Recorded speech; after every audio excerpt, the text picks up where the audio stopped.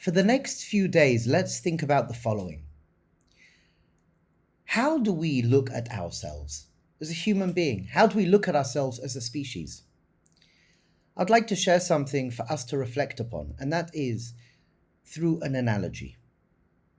Let's take phones. You'll see more and more over the next number of years. Everyone will have their phone, a personal device. I think it's a good way to move forward with this. With a phone, you have hardware and you have software. The hardware is the phone itself. And you can have a factory pumping out the same looking phones. And these phones have the same tech. They have the same sorts of metrics, or exactly the same sorts of metrics if it's one particular brand and one particular generation of phone. And this is called, so to speak, the hardware, the phone, the hardware. And on the whole, as a klal, different phones have different hardware, but all of the phones are the same. All the phones are the same. So much so that, you can have the same phones on the table, 6 of the same phones on the table. And if it's just the phone, you may not tell the difference with whose phone belongs to who. If you then put on a cover of a color or a style, or you turn on the phone, that's how you know if it then belongs to you. You could identify that phone belonging to you. But the point that we're trying to start off by sharing is that all human beings are pretty much the same. We all have 2 legs, if everything goes according to plan, 2 arms, torso. We have a face with ever so similar features: eyes, nose, hair. And there's 2 genders, male and female. So when we look at the hardware, we look ever so similar. We're pretty much the same. Now, I'll go a step further, saying that even internally, we're pretty much the same. Human architecture, the humanistic mechanisms within us, are pretty much the same for every single human being. Human behavior is even pretty much the same. Now, what we do with it is very complex. What we do with it is ever so complex. So the human being, in the human being's hardware, is pretty much the same. A lot of the time we can recognize we have all the same wants and needs. And probably we could boil down all humanistic wants and needs maybe into 10 principles. The content of expression is where things get really, really complex.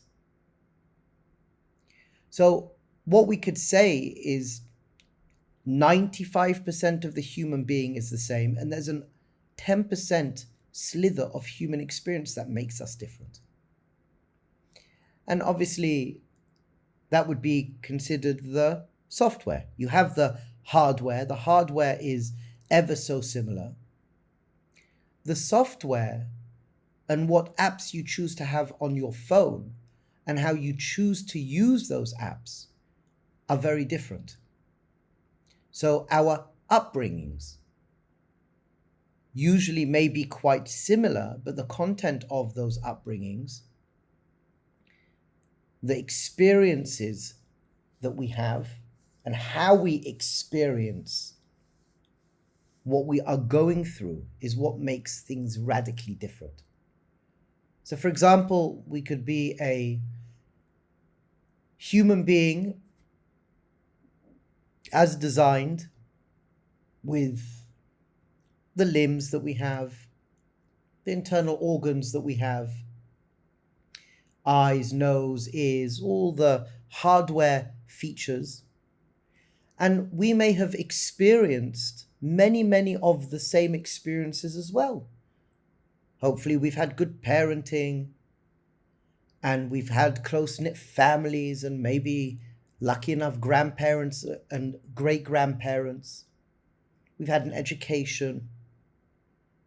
And pretty much everyone can have parents, everyone can have grandparents, pretty much everyone can have siblings, pretty much everyone could experience a nice warm campfire, everyone could experience ice cream. Yet our interpretation, our consciousness, our awareness of all of that, all of those facts that we may share in exactly the same way, the interpretation is very different. That's where it becomes complex. And that's where it becomes very different, vastly different. And in humanistic relationship, when we live in this world, I think this is really important to know, because on a certain respect, we live in a world where everyone is brilliant, everyone is different, everyone is this and everyone is that, everyone is unique and special. I would add, whereas that has a truth, we are as well all the same. We're all the same, pretty much all the same. We physically function the same way. Otherwise, how can medicine be medicine? There's a bunch of symptoms. Oh, this has happened for thousands and thousands of years. Like, okay, that's how it works. Physiologically, we're pretty much the same. Even in the wants and needs, human beings are pretty much the same. From a sociological perspective, we're pretty much the same. And the list goes on and on and on in how similar all human beings are. The software is where things are different. But even people can share the same software. So even a lot of the software is ever so similar, or even the same. Two people can go to a campfire together. One person hates it, another person loves it. So the slither of consciousness, the slither of how we interpret the world around us, that's what makes us very different. However, the hardware, which is 90% of us, I'm just throwing out that number, but the hardware is what makes us the same.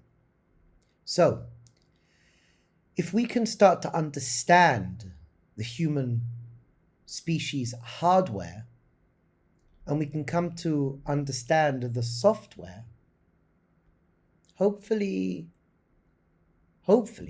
we can start to develop and build better, healthy relationships. So think about that. Whatever you've heard, you've heard. We're walking away for the next few days with this idea of hardware and software. Pretty much all human beings function in the same way. The hardware is the same. The software is how maybe we've been brought up, where we come from, and then the more personalized aspect of the human experience is how we use that software with the hardware, what we do with it. That becomes now very unique, but that's only a, so to speak, slither of human experience. So as we walk around, just notice how we're very much the same. And we want to take our genius, we want to take the beauty of each and every person and shine it into the world, making this world a more special, beautiful, holy and awesome space to live in. And the more we understand the basic elements of how we work, hopefully the more compassionate we can be, the kinder we can be, the more calm we can be. And we could really start to enjoy more and more living deeply engaged with the life that we are living.